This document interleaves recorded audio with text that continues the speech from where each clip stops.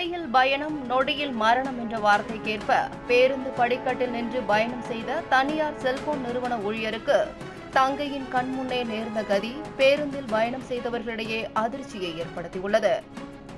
சத்தியமங்கலத்திலிருந்து தனியார் பேருந்து ஒன்று 70க்கும் மேற்பட்ட மாணவ மாணவிகள் பயணிகளுடன் கோபி நோக்கி சென்று கொண்டிருந்தது.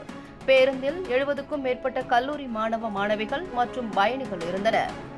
கோபி அருகே உள்ள புதுவள்ளியாம்பாளையம் பிரிவு என்ற இடத்தில் பேருந்து சென்று கொண்டிருந்தது. அப்போது அந்த வழியாக வந்த அதே பகுதியைச் சேர்ந்த 75 வயதான சண்முகம் என்பவர் ஓட்டிச் சென்ற மொப்பட் பேருந்தின் முன்பக்க படிக்கட்டில் நின்று கொண்டிருந்த பவானிசாகர் அருகே உள்ள எரங்காட்டூரை சேர்ந்த நவீன்குமார் என்பவர் மீது உரசியது. இதில் பேருந்தில் இருந்த நவீன்குமார் நிலை தடுமாறி விழவே பேருந்தின் பின்பக்க சக்கரத்தில் சிக்கிய நவீன்குமாருக்கு சம்பவ இடத்திலேயே தங்கை மற்றும் பயணிகள் கண்முன்னே அந்த பரிதாபம் நேரிட்டது. நவீன்குமார் கோபியில் உள்ள தனியார் செல்போன் நிறுவனத்தில் பணியாற்றி வந்தார். வேலைக்காக சென்றபோது விபத்து ஏற்பட்டது. அதேபோன்று மொப்பட்டில் சென்று நவீன்குமார் மீது மோதிய சண்முகமும் நிலை தடுமாறி கீழே விழுந்ததில் படுகாயமடைந்தார். அருகில் இருந்தவர்கள் அவரை மீட்டு சிகிச்சைக்காக கோபி அரசு மருத்துவமனைக்கு கொண்டு செல்லும் வழியில் அவரும் உயிரிழந்தார்.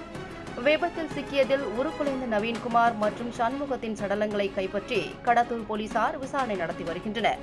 பேருந்தில் படிக்கட்டில் நின்று பயணம் செய்யக்கூடாது என்ற விதிமுறைகள் மதிக்காமல் பயணம் செய்ததன் விளைவாக இருவர் உயிரிழந்தனர். தங்கையின் கண்முன் அண்ணனுக்கு நேர்ந்த கதி காண்போரை கலங்க வைத்தது. அதேபோன்று கோபி அரசு மருத்துவமனையிலும் திரண்ட மாணவ மாணவிகள் உறவினர்கள் கதறி அழுத சம்பவம் பெரும் சோகத்தை ஏற்படுத்தியது. இனியாவது படியில் நின்று பயணம் செய்வதை தவிர்ப்பதோடு பேருந்து ஓட்டுநர்கள் மற்றும் நடத்துனர்கள் படியில் நின்று பயணம் செய்வதை அனுமதிக்க கூடாது என்பதே பொதுமக்களின் கோரிக்கையாக உள்ளது.